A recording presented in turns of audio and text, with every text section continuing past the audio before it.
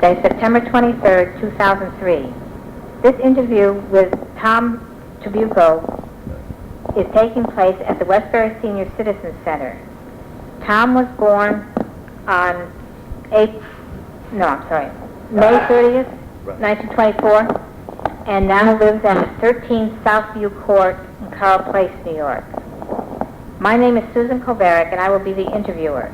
I am the curator of the local history collection, and am representing the Historical Society of the Westburys, an official partner for the Veterans History Project. Tom, could you state for the recording what war and branch of service you served in? U.S. Army. World War II, sorry. And what was your rank and where did you serve? Well, I served in Europe, France, Belgium, and Germany. My rank was PFC, but a few times I was acting sergeant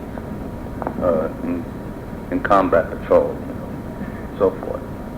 But I never got the rank. It was one of those things that you do the job and that was it. Right. When did you enter the service? 1943, September of 43. Okay. Were you drafted, or did you enlist? I was drafted and went into the Army, the Fort Knox first, in the Tank Corps. I was training in tanks. And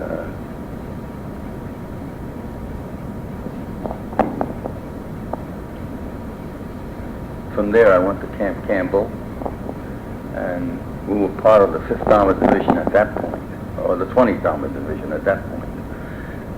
From there we went to Indiantown Gap. We were supposed to go overseas. I was in the 20th Armored Division, but at the time they needed volunteers to go. They needed volunteers, so I volunteered to go overseas. I wanted to get going, you know. So I went overseas, and they put me in the 4th Infantry Division there. Now, would you like to tell your story? In December of 43, it was snowing at the time. It looked like a blizzard, but I was so close to home. I could have telephoned, but I couldn't do anything because we were under, we had to be security-wise. Okay. I was assigned to the 4th Infantry Division, Company B, 1st Platoon. And when we went overseas, we were bivouacked on the outskirts of Tidford, and we had to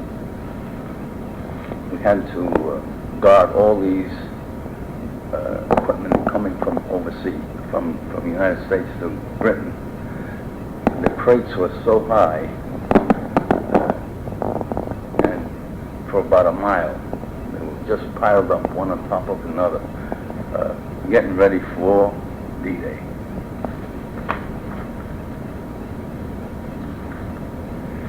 It was June 1944, June 4th. We were in Plymouth, England. It was D-Day. Orders came that we were to go aboard the LSTs. We were underway on June 6th, really. The seas were pretty rough. There were thousands of planes and thousands of ships as we looked around, heading in one direction, towards the French coast. Orders came through that we were the seventh waves when we boarded the LSTs.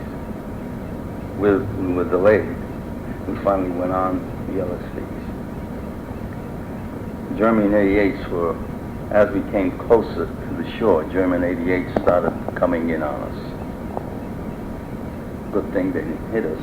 We were lucky.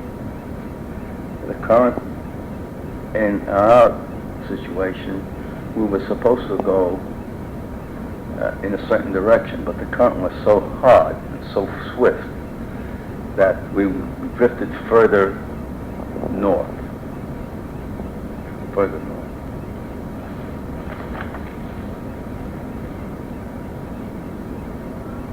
And in doing so, we were sort of in a more protected area that the German guns, big guns, couldn't get at us because of the way the terrain was. And we had to, when we landed, all we had was, well, we saw machine gun fire. Machine gun fire was on alongside of us. So the guy in front of me got hit in the shoulder. Didn't know he got hit in the shoulder. He was still going. When he got on shore, he found out he was hit. So that's one of the things. We made our way through the spiked areas during when we got off. Well, I'm getting off the subject. The reason being, the soldiers could be on this, as we went forward. We crossed this road, and on the other side of the road, actually there were a lot of hedgerows, and you didn't know whether the Germans were on the other side of the hedgerow or not, so you had to be very careful going across.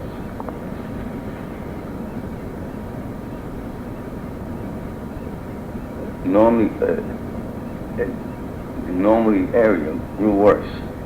A lot of mud, continuous rain, fog, sort of shortened our advance. Our advance was very slow. German military was always on us. They seemed to know every move we made.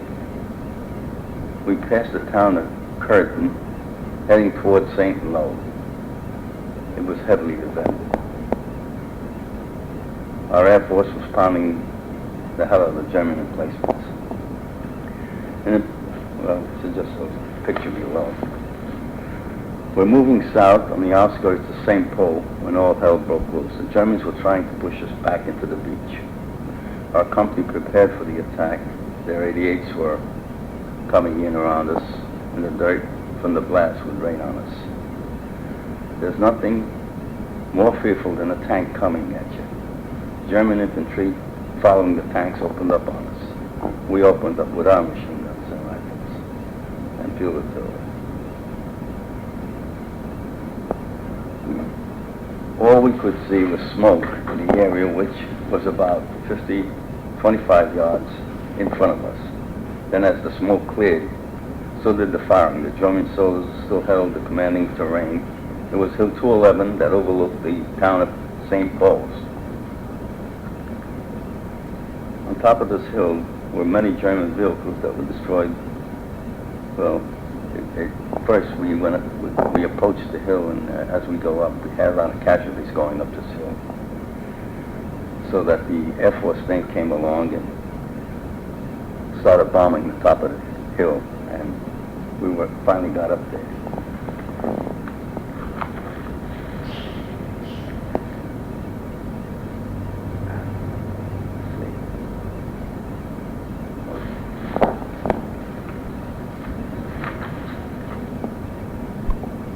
Our company was now moving when the sergeant told us that we were going to board trucks. The trucks arrived, and our destination was Paris. There was a lot of fighting in between, but, I'm skipping a lot.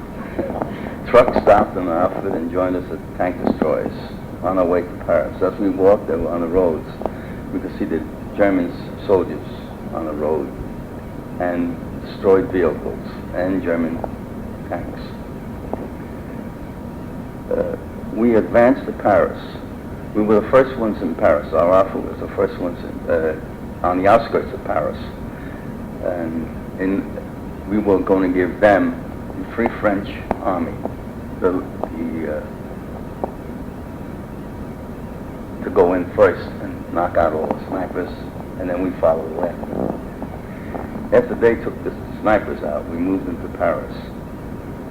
As we went through Paris, we were going too slow. The people would jump on the truck, give us flowers, give us wine, give us calvados. Whatever they had, they could give us. The truck stopped outside of Paris. We were given a very hot meal for the first time. I guess we were preparing for another combat mission. This is in August, and we were heading northwest at times, meeting with heavy resistance, 88 small fire. Our objective was a small French town called Villers-Courtier. We took the right flank through the wooded area. By nightfall, we dug in our two-man foxhole. One slept while the other was on guard. Our favorite breakfast, of course, was K-Lash. Advanced north to the next objective was to establish a bridgehead across the Osa River. We then crossed the Osa River. Our advance was slow. As we began to ascend, a German machine gun opened up as we tried to advance. Our order was to dig in and hold our position. During the day, they launched 2 attacks. Our battalion opened up with heavy mortar fire and everything else we had. At times, we could see Germans coming at us. My buddy who was next to me was hit by gunfire. The impact being hit sent him down the embankment. When I looked down, I saw a medic working on him. Our company lost about 17 soldiers that day. My buddy survived the bullet through his shoulder. Their attack lasted for about half hour to an hour. Then all was quiet. During the night, we tried to sleep. Their 88s rained on us, keeping us alert. Morning came, our artillery began firing German positions so that we could start our advance. To our surprise, the Germans had moved out. My staff sergeant handed me a bazooka and said, "It's yours now. It's your baby now." In the photo, it shows that I have a bazooka. As long as we walked, as our long walk started on a road, we were told to walk off the edge of the road because the Germans had buried foot mines. It was the end of August in Belgian border, about 50 miles west. We walked quite a few miles each day. If we didn't run into German infantry heading west towards the Belgian border, we joined up with the Armored Division.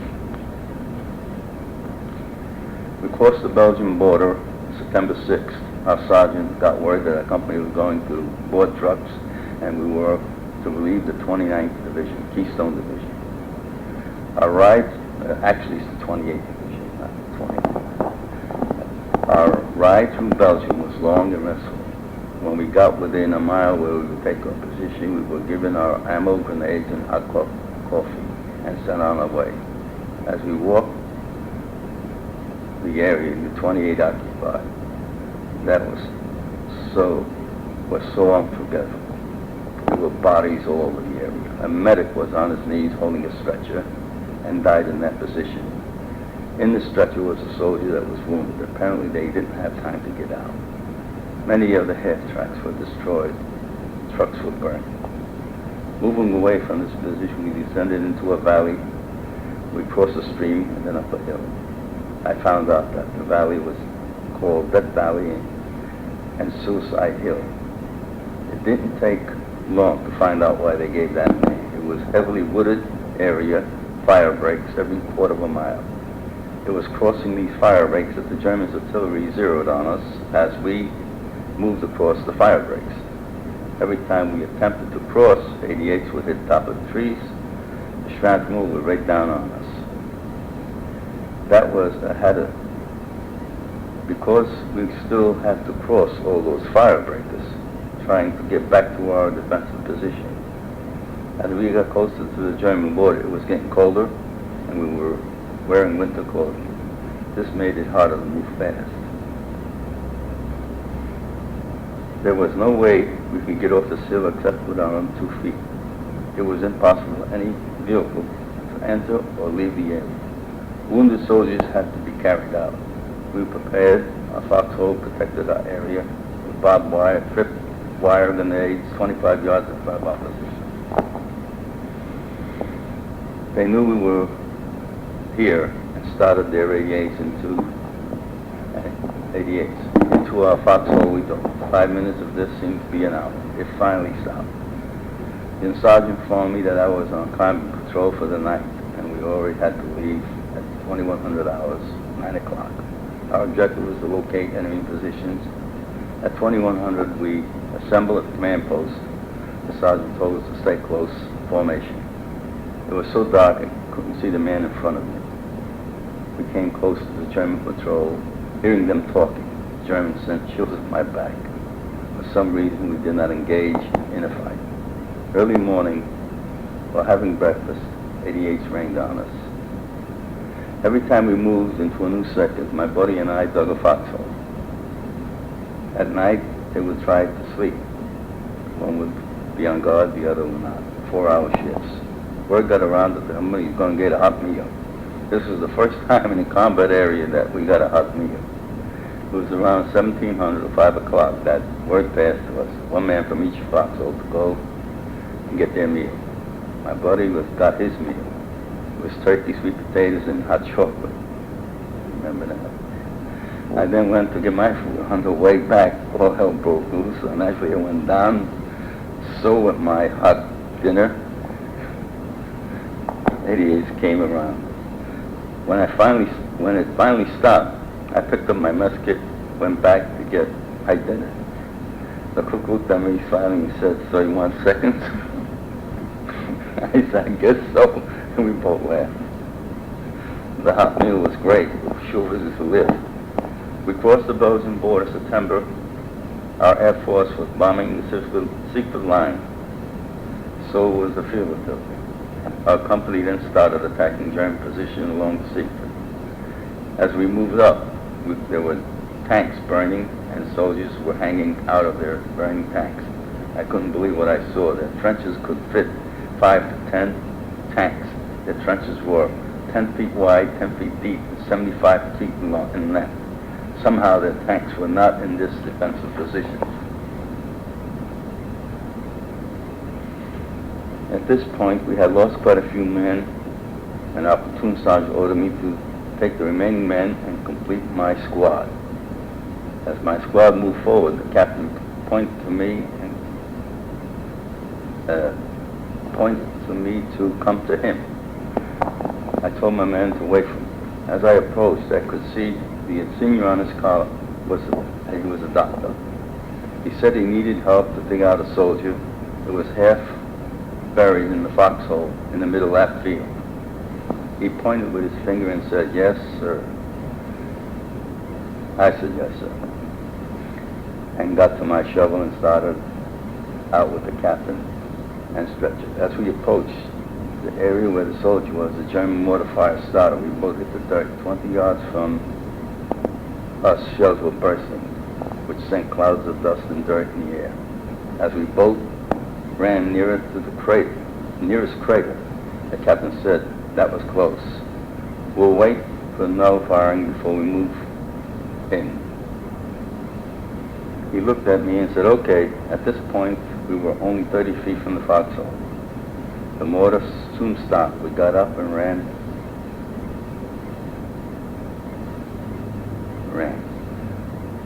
We just about made it when the mortar started.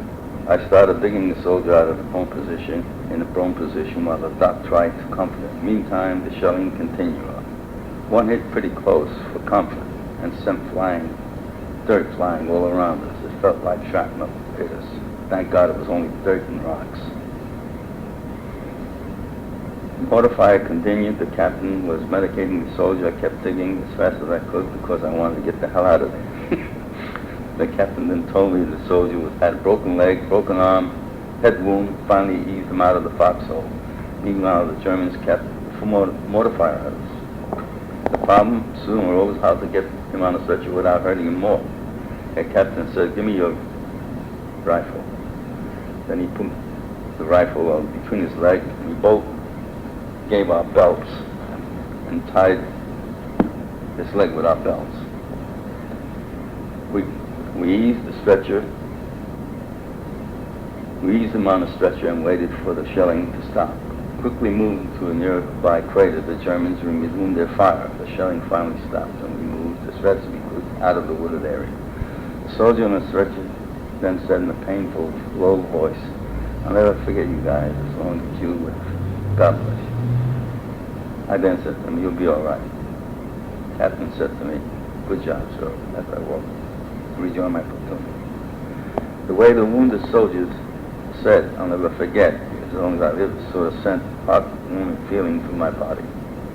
The men in the platoon thought that I was crazy to do what I did. I said to them, he's a captain, I'm a corporal.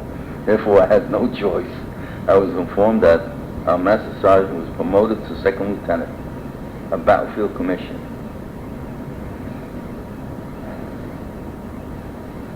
He will be eligible for West Point when he gets out. Our company just finished setting up a defense position with a strong force of the SS Regiment supported by Mark IV tanks and heavy artillery counterattack. As the Germans surged forward, artillery knocked out some of the tanks and their advance was broken again. Pushed forward, we pushed forward again. The balance of September, the company remained in a defensive position in cold, dreary, Chenier-full forest. On October 4th, the division was relieved. We were in Belgium in R&R, Western Operation. Our company was housed in the converted school as our dormitory with double bunks. I caught up my sleep. Meantime, the company received a quota of new recruits. The photo ball was taken by Belgium. Yeah, I mean, in Belgium. I have a clean uniform on, new shoes, new socks, no way.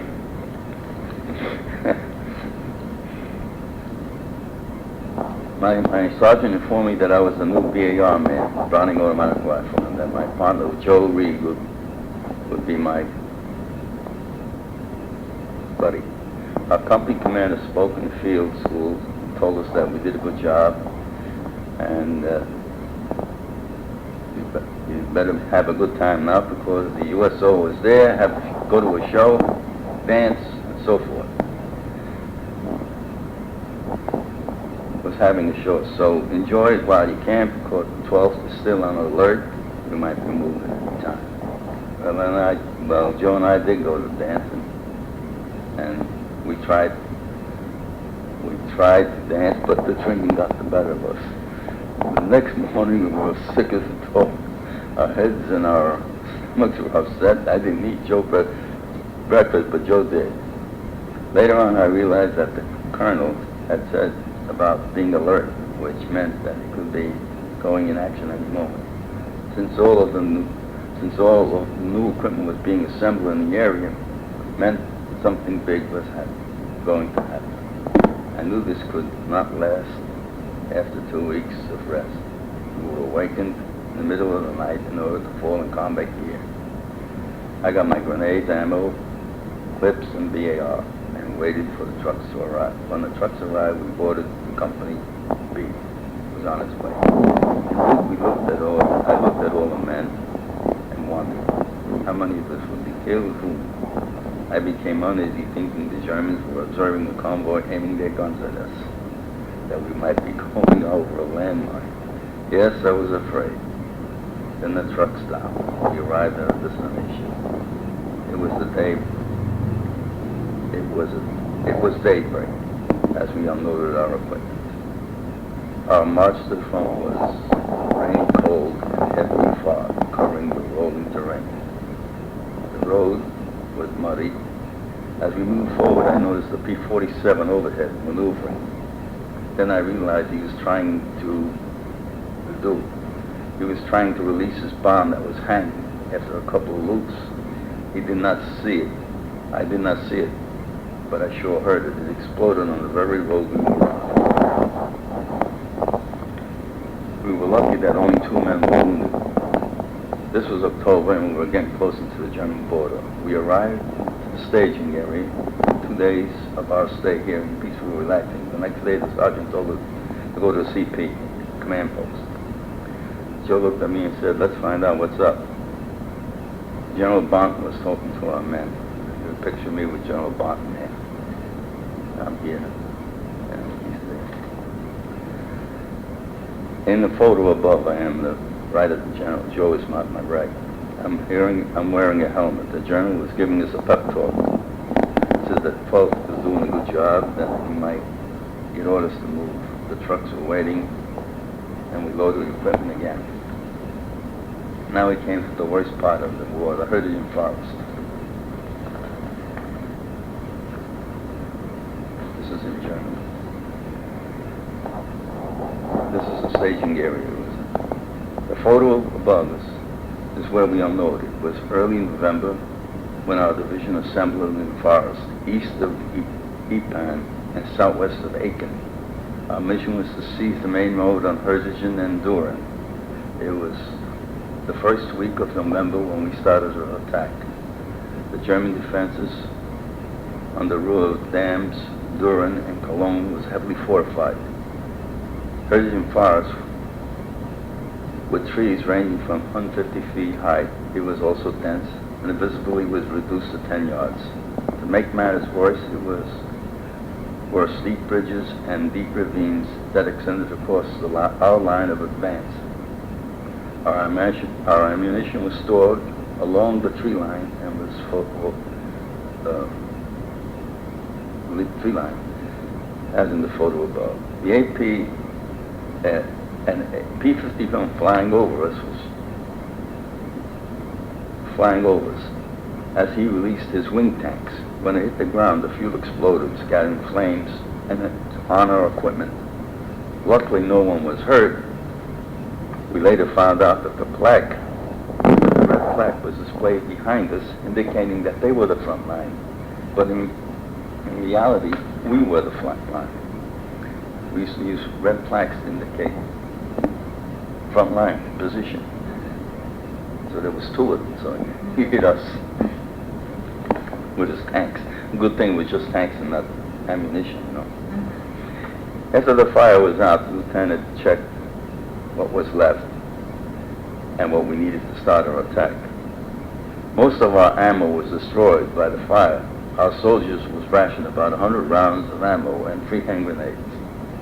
What a way to start an attack. The lieutenant told us that the 12th Regiment was on a 21-day attack and that we would be resupplied as we move forward. On November 7th, the attack started in Herzingen forest. Our advance was slow. It was getting colder as we moved forward. We encountered sniper fire and the mortar fire. They knew we were moving, so we had to dig foxholes and set up our line of defense. The next morning, our sergeant informed us that I was to be the front scout. Since Company B was to lead the attack, my buddy was to take my BR and I would take his M1. I was told to start the advance. As I moved forward, I was very careful not to make sounds, moving cautiously from tree to tree. I could hear the ripple of water from a stream as the sound of water got louder. My advance was obstructed by heavy foliage.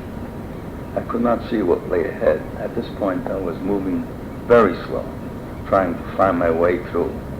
A few yards on my right, I saw what looked like a path. On this path, I was able to move a little faster. The stream was just ahead. As the stream came into view, I noticed some movement. I quickly took cover. I then observed what was ahead. There were 3 Germans. The Germans were putting on a raincoat, and I was talking, and he was talking to the other Germans. I then signaled for the sergeant to come forward. The lieutenant was the problem. I told him that there was a German outpost across the stream. The lieutenant went forward to check. When he came back, he ordered the sergeant to get the first squad and set up a right flank. Then he ordered us to fire. We fired about 100 rounds. When we advanced across the German, one German was down. As we crossed the stream, very carefully, not to activate any booby traps, the dead German was one putting on his raincoat. Once on the other side of the stream, I noticed a blood trail. Apparently, we wounded another as we tried to advance. 88 started, and then mortar fire started coming in again. About 15 minutes, we had to dig in. Then the shelling stopped, and we prepared the attack.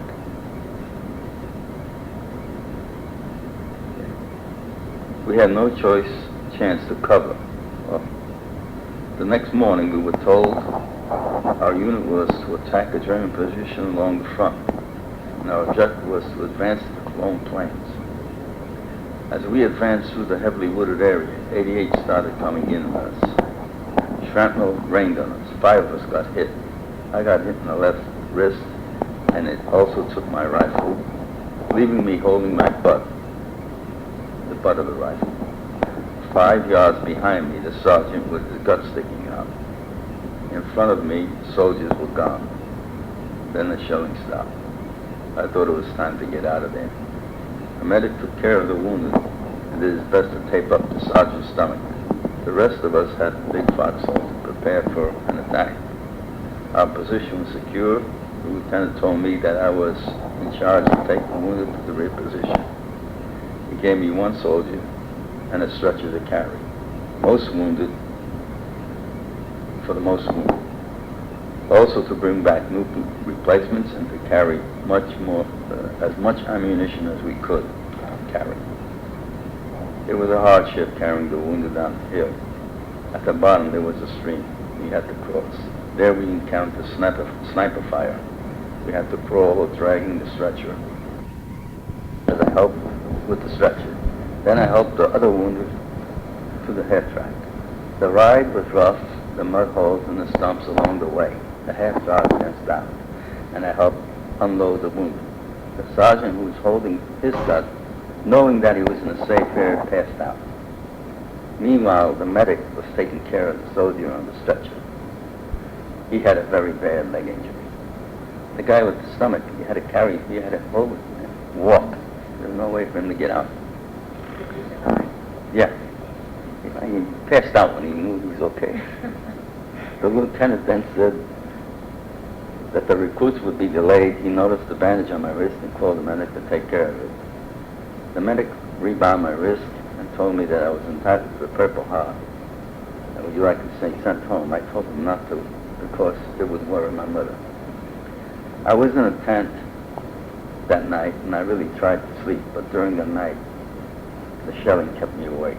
Morning came up and I got up and had breakfast, coffee, powdered eggs, water trees.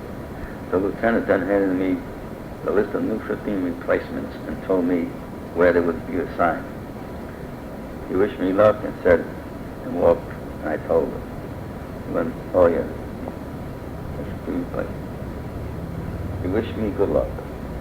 As we walked, I told the recruits that when we approach a fire break, we will encounter 88 sniper or sniper fire. If you see me hit the deck, you better do the same. We will have 5 yards interval. When we approach the fire break, we will send 1 man across at a time. Finally, at the bottom of the Suicide Hill, we crossed the stream. As we moved up the heavily wooded hill, we approached the first fire break, and all hell broke loose. I hit the ground. 88 were blasting on top of the tree. Shrapnel rained on us. We could hear shrapnel cutting into the trees above us, sending dervish on us. The shelling finally stopped. Thank God no one was there. Lieutenant Walsh was waiting for us at the top of the hill, and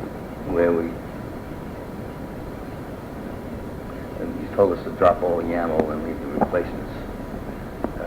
Leave the replacements for him. And he looked and said, where's your weapon? I told him the weapon was damaged by shrapnel. He then handed me a .45 automatic pistol and a holster. And he got back. I will get you another weapon. 11 soldiers then followed me to C Company, to Sergeant Bender. And I handed him the other orders for the 4 replacements. He then told me, be careful going across the company because there are reports of German soldiers in that area. I thanked him for the information. On the way to A Company, 11 replacements I told them we may encounter fire, sniper fire or mortar. Keep 5 yards in it. When we approach the break, we will cross one at a time. I think I said it before. I returned to my company, and the sergeant said, do you have any problems? I said, a little sniper. No one was injured. He then handed me the M1 rifle, and I told him to get ready to move out. We We headed for Belgium, German border, north of Luxembourg. Joe finally got together. I got my BAR, and gave him my M1 rifle. We walked a while with Sergeant Klein, said, "Be at the command post." We looked at each other and wondered what was going on.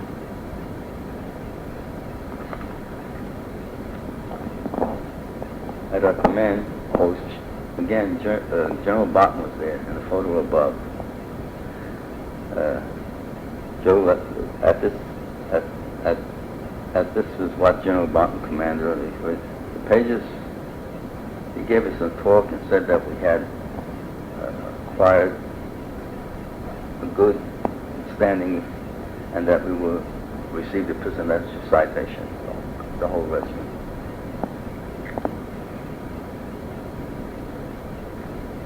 Our target was to drive the Germans out of Hydrogen Forest and to the Cologne Plains. I guess the next day it started to snow. As we started our advance, the German artillery, mortar, and machine gun fire decimated our company. Our sergeant told us of bayonets and our grenades handy in the event of an attack our position. Their attack family was shelling us every morning, noon, morning. Mortar fire would keep us in our foxhole. It was during this time, between the shells, that we tried to advance. Our advance was slow. Where our gain used to be thousands of yards, the gain is now 100 feet or less. It seemed that our main job was to dig foxholes every day, and then all was quiet. The Germans were retreating at a higher ridge. To make matters worse, there were extensive minefields and barbed wires backed up by machine gun fire on top of this ridge. We could not move forward. Our company dug in while K&L companies went around the ridge to our flanking German position. This was towards the end of November. It looked like we would never get to the top of that ridge. The Germans, seeing that they were being encircled, started to retreat. Our artillery and mortar fire was playing hell on German infantry. As we moved up the ridge, we had to cut barbed wire and step on each other's footprints so that we didn't activate any mines that were in front of us, in front of this ridge. The left of the mine exploded, killing the sergeant. No matter how careful we were, something unexpected always happened. Our platoon was finally made up to the top of this ridge. The gun lieutenant said, "You are acting sergeant now. Take your men forward, set up a defensive perimeter." As we proceeded forward, we passed 4 or 5 dead Germans, but just to my right there was a wounded German. I could see he was in pain. And made no attempt to go for his weapon. I ordered one of my men to report to the lieutenant that we have a wounded German.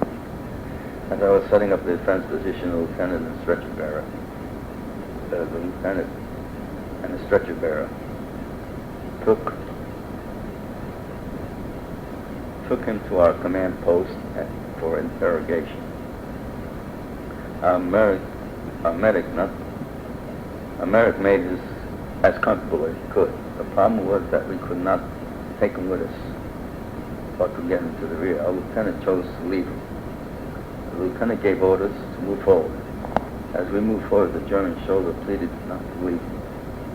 We had moved about 100 yards when the lieutenant said, "Wait," that he was going back. I heard one shot. The lieutenant came back as we proceeded forward. The Germans were nowhere in sight. Occasionally they opened up with 88s and sometimes sniper fire. Just ahead of Cologne Plains, we were waiting to come out of the forest. They opened up on us. We had to dig in and take whatever cover was available. We started their attack with tanks and infantry. I told my bazooka man to fire at the first tank, but he hit high on a turret. I told him to aim at the sprocket, and that disabled that tank. The Germans in the tank were trying to get out, but the firepower cut them down as they tried to get out. We were out in the open and we were giving them hell. Then all was quiet as they retreated. 88 started giving us, tell us, all around the shells were bursting. Every time one of those 88s would leave a crater 10 feet wide back, I hit the ground. The lieutenant ordered us to dig in because we would be here for a while and set up a defense line. Our lieutenant, at this point, was having a bad time. He could not think properly. Shooting that wounded soldier made him very sick and could no longer leave. Our captain sent him to the hospital. A few days by, shelling continued. During the night, the shelling was so close that the dirt around the foxhole would crumble. This was accompanied by small arm fire, and I thought the Germans were attacking our position. Then all of a sudden I heard our medic. Then bang. The medic went to say, I was told that he had been shot in the foot. While all this was happening, I wasn't feeling too good. At night I was getting hot and cold spells, but during the day I was okay. The shelling started again. I dove to the nearest foxhole, which happened to be the lieutenant's hole. After a while, the shelling stopped. As I was trying to get, I saw something bright. I picked it up. It was an M1 carbine projectile. Shot himself in the foot. I got out of his hole. I went to the drag. Joe, I looked at him and said, look what I found. Joe looked at me and I shrugged my shoulders. Tom, you don't look so good. I'm okay. By that time, I continued getting these spells. Captain came and said, we're moving out on the road south of this area, board trucks. We walked a few miles, and we boarded trucks.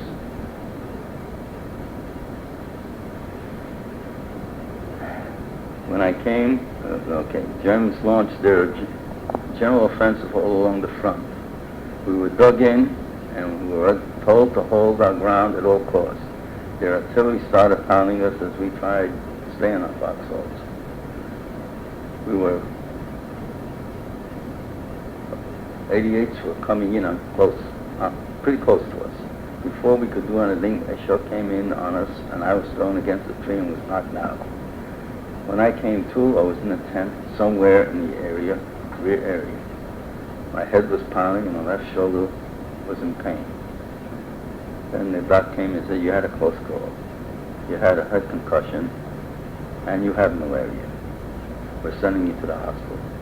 During the night, I began to feel very cold and shook vigorously. The doctor came in and gave me a shot and made me feel better. On about December 14th, then I was transported to the hospital, Paris. It was a school converted into a hospital. I was then transported to a hospital ship. It was the 25th of December. As we made it across the English Channel, since it was Christmas, I was given a turkey dinner and ice cream and water tree. It felt like I was reborn. No worries in my mind, relieved the responsibility of ordering men in combat. The nurses were great, and I was surely treated well. They went out of their way to please us. I was in an English hospital for about 2 weeks. I was then told I was being transferred to the Air Force. It was March when I put on active duty again. I was on the C-4 transport and flown to Kassel, Germany. My new outfit was the 10th Air Depot Repair Squadron, and my duties were help to repair 4751s, C-4751. And this is it. During my stay at the Air Base, we had to be on alert and ready for emergency landing. One day, a B-24 flying fort was heavily damaged. It was about to try an emergency landing. In the distance, I could see the B-24, the engine was out. As it came closer, I could see that the whole front of the fuselage was missing and the skin of the plane was peeled back to the pilot's bulkhead. As it touched down, pieces of the aircraft fell on the runway, and then it came to a stop. They had lost their bombardier and forward gun. I was amazed that the plane could still fly with the amount of damage. The crew jumped out, and the pilot was hugged, and they kissed the ground, and then the war ended. we boarded U.S. America for a trip home. I don't remember the exact date, but it was either the first or the second week of August 1945. We were all happy and alive going home. On our ship, we slept in 3-tier bunks. The food was great, even though we were only served 2 meals a day. On the deck, there were soldiers everywhere on top of everything. As the ship got closer to home, the men were all topside, their first view of land. We were anxious to see the statue of Liberty as it came into view. We all started shouting with joy. As we neared the port, we heard the band playing and the crowd cheering. The ship docked and we were home at last. We boarded the train to camp in Boston, remained there to VJ Day. Then we were sent to Fort Thomas, Kentucky, and discharged September 28, 1940. That's it. Thank you very much. I had a couple questions to ask you. You mentioned digging the foxhole. That was a common thing. Common. Right. Yeah, 2 men. Yes. 2 men. So about how big were they? Just enough to... Enough for 2 men. To sit in it? Yeah, one would bear down while the other would guard, and then the other would 4-hour shift. That's how it worked. You had to do that. Right. And you're talking about the 88s firing all the time. What were they? I'm not familiar with... 88s were the Germans' best weapon they had. It was a cannon, the cannon. Okay. But it was bigger than the 75. We had, in our tanks, we had 75s. They had 88s. So they were superior at the time until we put 90s in ours, in our tanks. Then it was a little better. And I got a few things here from France. They gave us the medal. This is a medal from France that they gave us. And I also got from New York State the conspicuous medal from the state of New York. When did you receive that? Was that more recent? Yeah, this was in 2002. Oh, I see. That was more recent. Yeah, this was after 1945, but they gave it to us now. They give it to you now, I see. Remember when all the people went over to France for D-Day? Oh, right. It's part of that same thing. But I couldn't go there, so when they had it here, I got it here. I see. That's the story. Now, when you went into the service, you weren't married at the time, were you? No, I wasn't married. And had you met your wife at that point or not? No. I wasn't going with anyone. And so when you came out, what did you do after you came out of the service? Came out of the service. First thing I did was relax a little bit, of course. I think, but after a month, I think I was looking for a job. I finally got a job. I got a job with the Reeve Sound Company. And then, because I was going there, I went to RCA school. I took up electronics. Yeah. Then from there, I went to Colesman Instrument, and aircraft instruments. I worked on them. And did a lot of electronics work. So from there, we did a lot of work on the satellite stuff with Colesman. I was in charge of the laser lab there. I had my own laser lab. In fact, from that job, they needed a man to set up a lab. So I was chosen to set up the lab, a laser lab. And we put the laser equipment for the Army. In fact, we designed and developed a laser that would fire in place of a shell in a cannon. so that it would send out a red laser beam, and you could actually see it hit the target if it was there. If it was line of trajectory, though, it's a little different. A shell goes this way, in an arc. Laser goes that way. So you could aim your cannon. You can make it so that when this arc is equivalent to this angle. And then we also developed a green laser for the Navy. In fact, it was the first time it was ever used. They were trying to eliminate targets underwater. Okay, and the most it can do is 25 feet. And we developed a green laser that would go through the green water. The water's sort of a greenish color. 100 feet, 150 feet, I think we did. We did it about 150 feet. We could actually see a target, clear as your television picture. But we put 100 feet away, we put a target, and we could actually read whatever's on the target.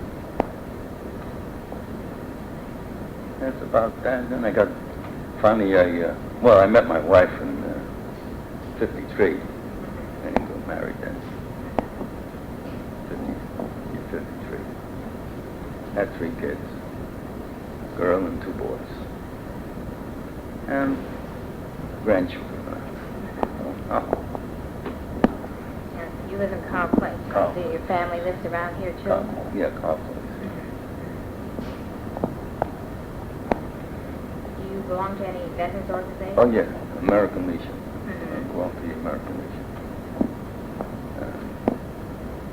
I belong to this over here also. And over here, now I build doll houses.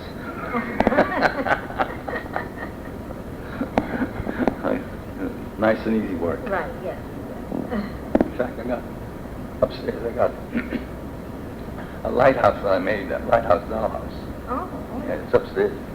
Oh, yes, that's the And I'm now building a little small house for it, like the lighthouse keeper's house. Right. It's going to be a big thing. And I put all the electronics in it. I designed all the electronics for it. So all the switches light up the lights. Oh, that'd be nice. They're going to raffle it off one of these days. Oh, I see. I did another one before this. I did a complete dollhouse, big one. And a little electronic box that controlled every room. Oh, wow. So you can turn on the lights wherever you want by looking at the box. And the box I designed it so the lighthouse, the dollhouse itself is there. The dollhouse. And there's a switch in each room, so you just go to that room and throw that switch. Just like in your house. Yeah, so that the kids can see that they're throwing the bathroom. Right. Make it easy for them. Well, that sounds very nice. And that's my life now. From all this. Well, thank you very much for telling your story. Is there anything else you'd like to add, or? No, I think you've seen most of this. The latter is the one that gave me the medal. There's the general. And this is the ceremony for that Air Force thing. Oh, right. Long Island Jubilee Liberty medal ceremony. This is the one I was on. I got the medals home. Right, I didn't think you want to see them. No, it would have been interesting. Yeah, well, I have well, you can see by my discharge here, I have 3 combat stars, 3 Bronze Stars, for the European Theater Medal, 3 Bronze Stars. And I was B, and this here indicates that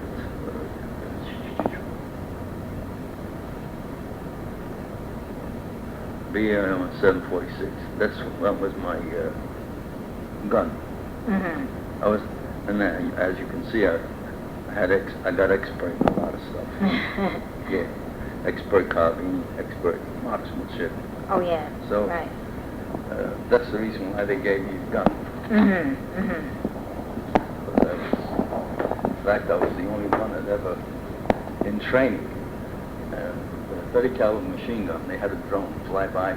I was the only one that hit the drone.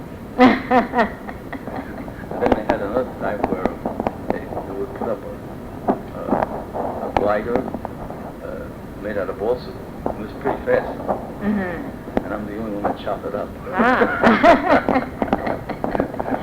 So You were an expert I shot. knew my gun Yes, pretty well. yes. Okay, thank you.